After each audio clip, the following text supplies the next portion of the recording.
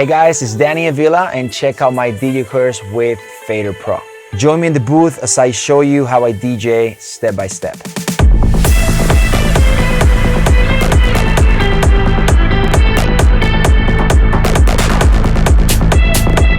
The reason why I wanted to show you guys this DJ course is so I can explain you everything that I've been learning in the past 14 years of DJing and having a touring career. I show you guys my DJ setup, the mindset before preparing a DJ set, and the things that you need to have in mind to prepare a good DJ set.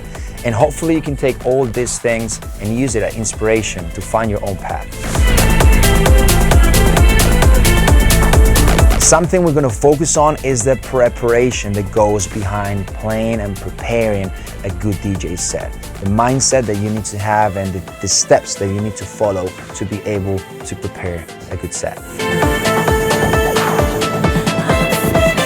We're going to dive deep into Rekordbox, all the tips and tricks and all the steps that I follow to prepare and edit and make sure that my library and my sets are on point.